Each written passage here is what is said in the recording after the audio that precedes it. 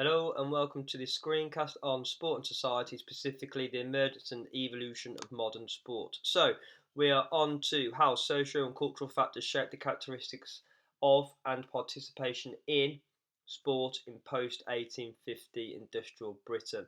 So, what we're going to go through is social class, and now we have the introduction of amateurs and professionals within sport, gender and the changing status of women, law and order, education and literacy, availability of time, changing to work conditions, availability of money, and then transport specifically and notably to the railways.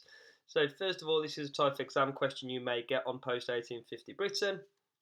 Explain how the improvement of transport and the changes in law and order impacted on sport in post 1850 industrial Britain.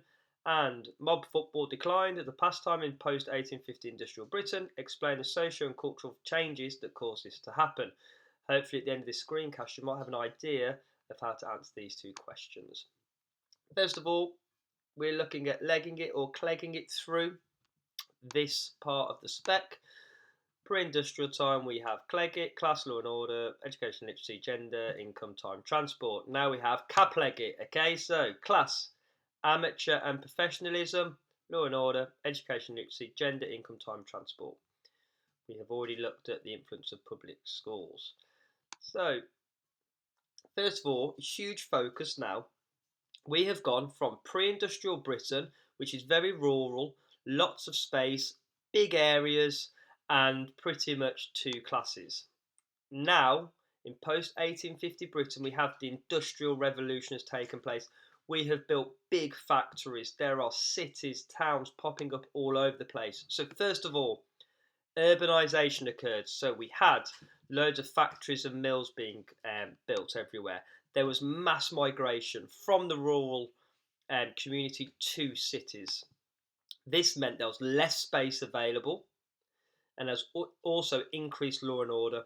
So, therefore, our society is now more civilized, and we actually saw the demise of mob football, and we started to get the introduction of transportation, and also we're starting to look at football association now. So, football as we know it. Okay, so first of all, your notes are going to be on the following social class. We have lower class, who are now factory workers. They're not land workers. They're now factory workers in post 1850 Britain. And we have the upper classes, who are still the landowners and aristocracy. However, post 1850 Britain, due to this industrialisation happening, we now have the introduction of the middle class. And the middle class are now our factory owners and our factory managers.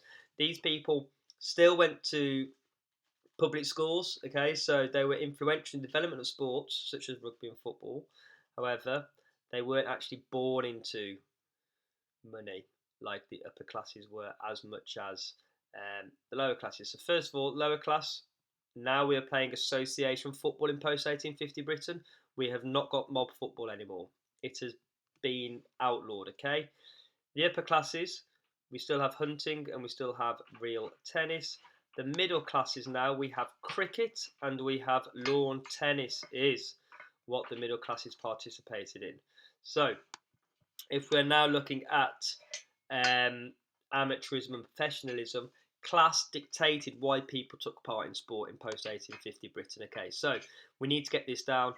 Professionals or professionalism was people who were paid to play, for example, the lower classes because they needed the money. Amateurism, they were not paid to play. For example, the upper classes, they didn't need the money. They were above getting paid for participating in sport. So, the lower classes were our professionals, i.e., association football, and our middle to upper classes were our amateurs. They played cricket and rugby union, and they did not need to be paid to play. They were above that. Okay, so next focus, we have to look at post 1850 Britain in two parts. We have the first part, which is approximately 1850 to 1870, where, to be honest, not much improves. However, 1870 to the 1900s, we do get to see some much improvement. So always think of this part of history, post 1850 industrial Britain, as two parts, pre 1870 and post 1870. Okay, so we're going to look at income and time. So we're going to look at, first of all, what happened and if it improved, and we're going to look at the advantages and disadvantages. So first of all, income. There was still, so about 1850 to 1870, there was still lack of disposable income to participate in sports.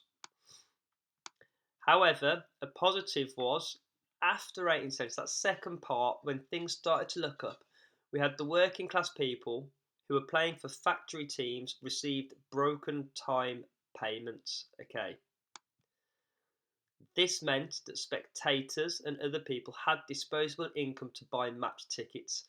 Therefore, due to income improving, spectatorship improved in the late 1850s. Time disadvantage was there was still a 72-hour working week, which left little time and little energy to participate in sport. People were working horrendously long hours in these factories, so when it came to having free time, if they had some, when it did, they didn't have the energy levels to participate in sport. So that is a negative with participating in sport in post 1870. However, 1850. However, in the later stages, so 1870 onwards, we had a reduction in the working week to 56 hours. This gave time and energy to participate in sport. So we've gone from working 72 hours now to 56 hours. We had Saturday Half Day Act came in. This meant there was an increased opportunity to participate and spectate in sport, as well as we had the introduction of public holidays, which again gave a bit more time to participate within the sport that people wanted to participate in or spectate in. So that's income and time. We have got the red are still the disadvantages within this time period, and it's usually this is approximately 1850 to 1870. Then after that, it gets a bit better. Education and literacy. So the Forster Education Act came into play in 1870. This essentially meant that education, primary education, was available for everybody. Now, the problem was, initially, many lower class children were still working illegally in factories. Their family needed the money still.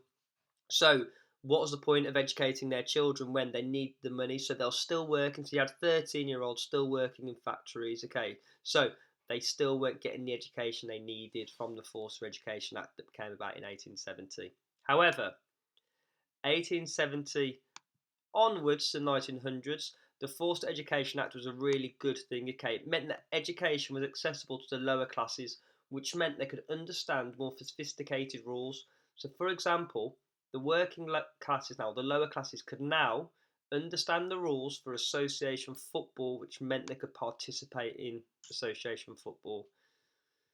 Now, the upper classes and middle classes were educated in public schools, which led to common rules and the formation of national governing bodies. For example, Football Association 1863. This is a jump back to when we did public schools. We know these public school boys went off to universities and created the common rule book and became administrators for these national governing bodies, for example, the Football Association. So this got now brought into the lower classes, and because the lower classes were now getting educated, they could understand the rules for association football, which increased participation and spectatorship within that sport. So if we look at gender and the changing status of women, it is still a male-dominated society where women were expected to marry, have children, and be financially dependent upon their husbands. However, 1870 kind of onwards to 1900s, there were some positives. First of all, the Taunton Royal Commission report in 1868. This is about a series of female pioneers sought to bring equal rights and study, or to study and work, and this led to an increased participation in sport. Okay. So this was kind of like these efforts formed part of a wider movement of campaigners, and as I said, they fought for equal rights to study, work, own property, and then eventually vote. And this had an encouraging effect on women, and this is also known as the emancipation of women, and this was symbolised by middle-class women now playing lawn tennis. Okay, so they're still able to play lawn tennis in their dresses, and they're still able to be ladylike. However, now they're taking part in sports that's slightly more physical than archery in the pre-industrial times.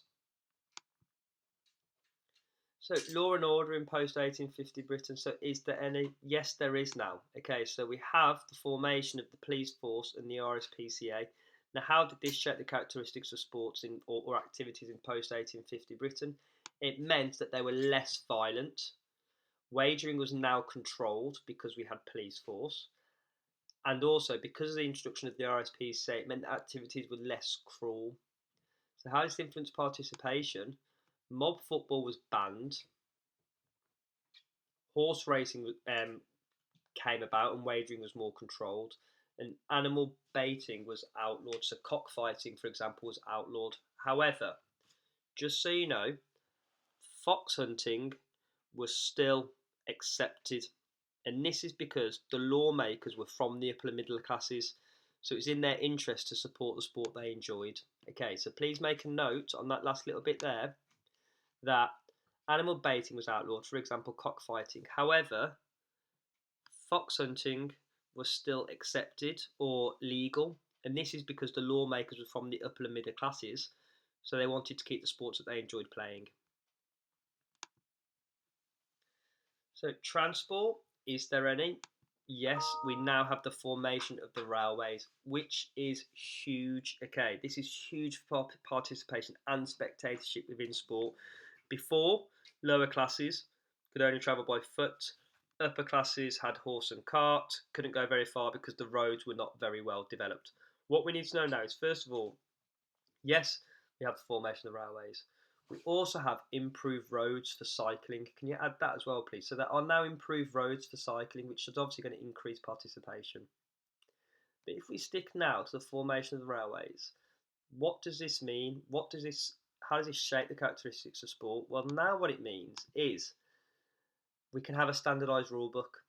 So these public school boys that went off to universities via the train, via transport, the train system, railways, they could then pass on their rules to other places in the country, which meant we had the national governing body, the Football Association, occur. This now meant we could get national competition. For example, the FA Cup. You could get on the train and you could play a team from a different region. This meant we had the introduction of the Football League as well. On top of this, we had the first international competition, which was England versus Scotland. This meant that there was an increased spectatorship as well as participation, and horse racing became more frequent post 1850 because the upper classes and the middle classes could transport their horses via the railway system. So that's really important. That is a lot to get through there. So please make sure you have got good questions on these. There's a lot for you to consider within that. Remember, 1850 to 1870, it's still not great. There are some negatives. However, 1870 to 1900s, it starts to get slightly better. Thank you for listening.